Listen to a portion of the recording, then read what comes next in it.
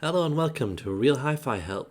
This is my take on electrostat speakers. So I find that electrostat speakers, panel speakers, whatever they call these things, very interesting. And I have some thoughts about them that I want to share with you guys. So I recognize the fact that there are many different companies with many different types and levels of sound within this category of speakers. But I also recognize the patterns that keep on turning up that are both positive and negative.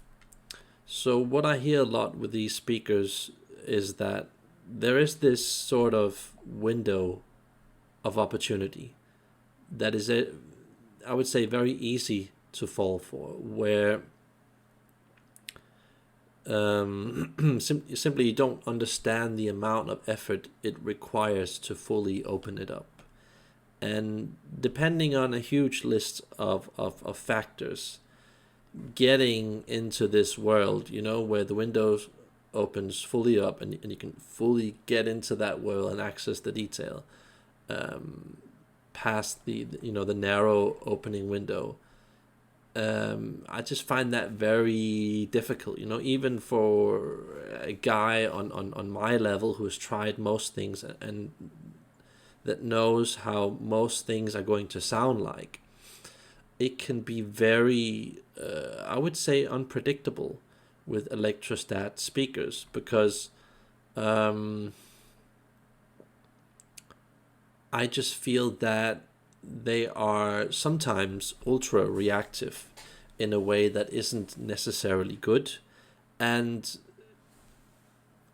it just many times ends up in a certain direction of sound, which still could sound incredibly good. But I also feel that in this world of electrostat speakers, I feel that there are more levels of electrostat sound than, for example, open baffle. I feel that open baffle is a bit of a closed market where a lot of the open baffle design speakers usually sound very much the same, even though there is like a huge difference between some of them. But I find that with electrostat speakers, it's almost a sort of almost anything can happen type of world where it's hard to know exactly what to expect, how it's going to react. So you might know some gear for some previous systems on horn speakers, open baffle speakers, dynamic closed speakers, and then you try them on electrostat speakers, and it's just a completely different type of sound. So, yeah, one word when you want to describe electrostatic speakers, just very different. Different angle, different bias. Some few people really, really like this type of sound. I'm not one of those type of people. I feel that for me, I mentally can't deal with electrostatic speakers, meaning that I feel that it makes me half insane having a big thing like that has this huge filter on the back of it, which many times pulls it down in performance, and just moving that thing back and forward, putting it in the right spot so you hit the sweet spot where you're sitting, just putting all the pieces together. Yeah, I just heard many times, not many times, but some few times, a lot of really good sound there, but it just took forever getting to that point. And I just feel that it's again that analogy with that opening of the window where you could just like go half a meter to the left or to the right, and then you completely lose that. So you might have that sound, but only if you sit in a certain area of the room.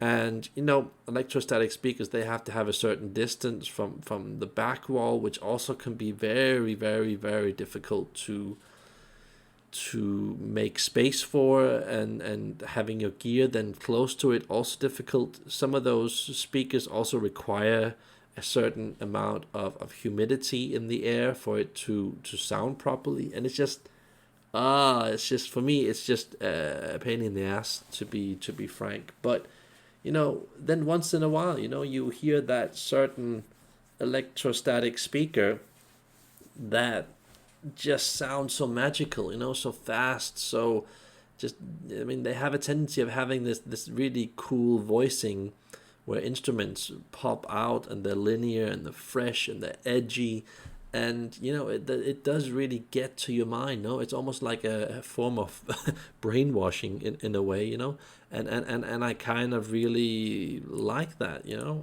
but it does have a tendency of being a bit overwhelming, a bit edgy, a bit linear, and sometimes, to prevent that, they actually create a sound that's a bit, I wouldn't say reserved, but it doesn't fully release, so it just feels like you're listening to frequency of sound where they're kind of showing you certain parts, certain angles, and that's what I'm getting with this, picture here, that it's like this opening window where it just, no matter what you do, it's opening, it's shutting, it's opening, it's shutting, and it's a bit open, it's a bit closed, and it's a bit it's just difficult getting deep into that sound. But once you master that skill, of course, then of course it becomes ridiculously good, and then we all kind of want that sound, but tuning into that sound, man, that's gonna take a while. But I've heard some people do that, I also heard even DSP system at a high level sound good on electrostatic speakers, so it can be done, it can be done.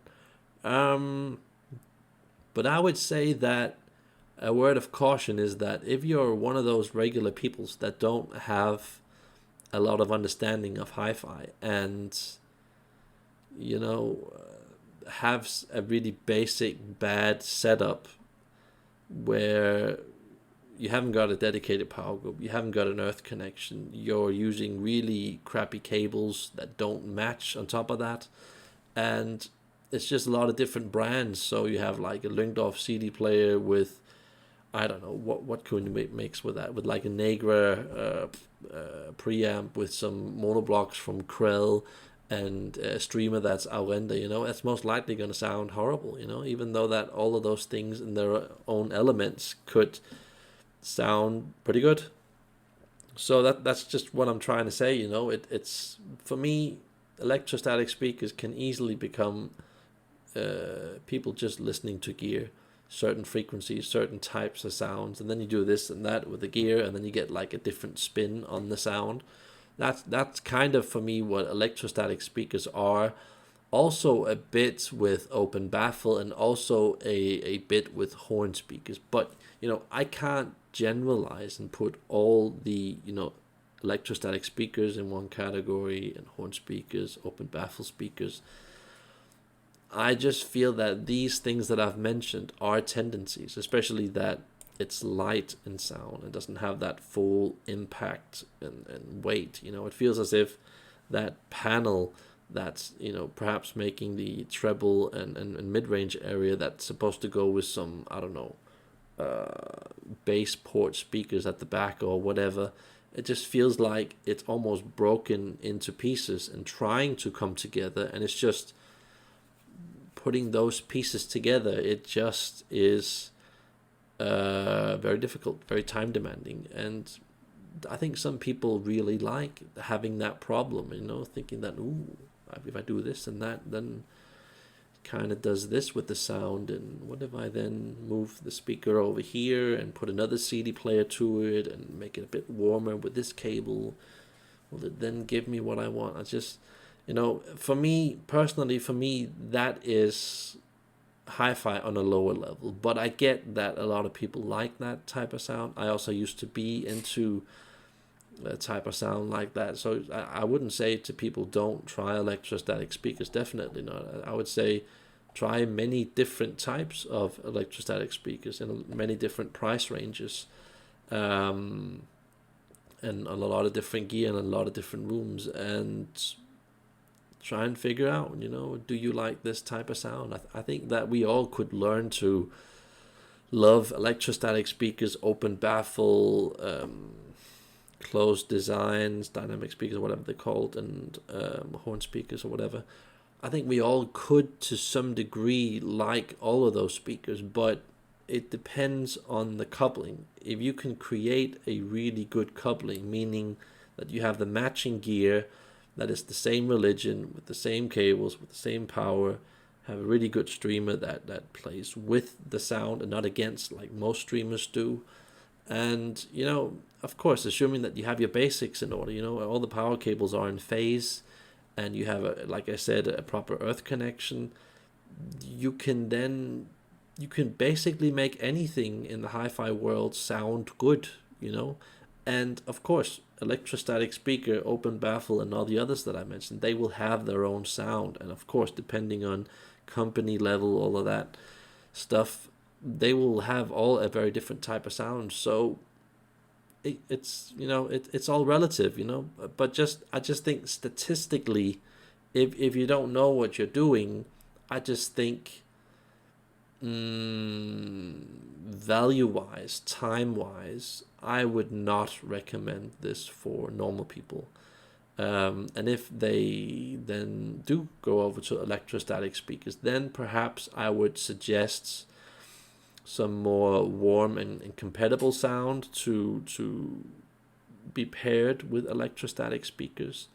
I'm guessing like in a Macintosh MC275 warm compatible amp, or perhaps if you want to be really daring, an integrated Negra amp, the newer stuff, which is more warm than the usual Negra stuff. Perhaps if you've got some good skills, or just that there is a lot of tube gear out there. If you can get it to match electrostatic speakers, I would generally suggest that you do that instead of transistor gear, because I feel that often with transistor gear, it can turn in a really bad direction really quickly, especially if you've got like cheapish transistor gear, bad conditions, you're not fully knowing what you're doing, and you're kind of forcing it onto the electrostatic speaker. I would, go with the easier way of dealing with the problem, which is just like a warmish tube amp, or perhaps a transistor amp that is a bit on the warm side. For example, there is the sound called this company called Abyss Sound, not Abyss headphones, but Abyss Sound. Very small Polish company. They almost don't make any audio gear, but I think they make like 4-5 amps or so. So underrated that that brand. You see no reviews of them really on the net, but you could. I would say statistically, if you took that sound, which is a warmish type of Macintosh sound, I would say, I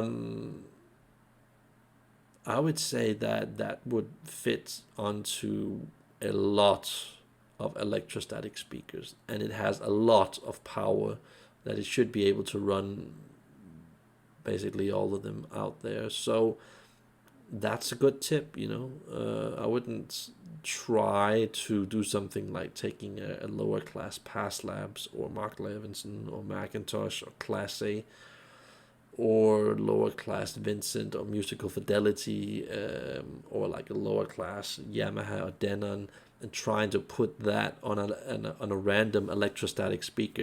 That most likely, at least for me, that's just my opinion, would not be a good match. But those are my thoughts, and a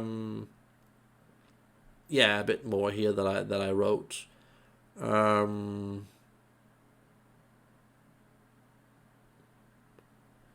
I think I basically said all of these things. You can read it if you want to.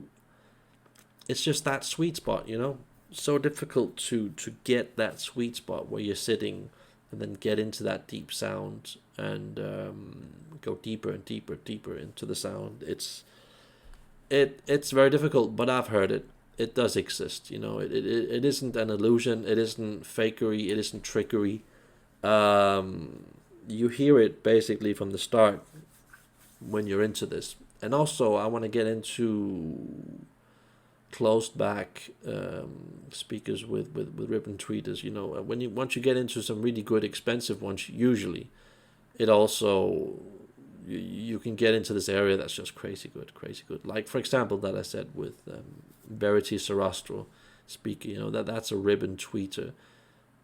I would say, in my opinion, that is the best ribbon tweeter in the world. The way that they incorporated that into the speaker, but give that speaker to a regular guy with a regular system that has regular problems, that could easily be a thing that sounds very flat and bright and like it's like too much detail. But it is, I would say, one of the top 10 speakers in the world, in my opinion. But again, you need a good tool, and you need a good guy who can control the tool. So everything's relative when you think about it. So yeah, those are my thoughts, and I hope you guys can use it to your benefits. This is me logging off, and like and subscribe if you can. Bye.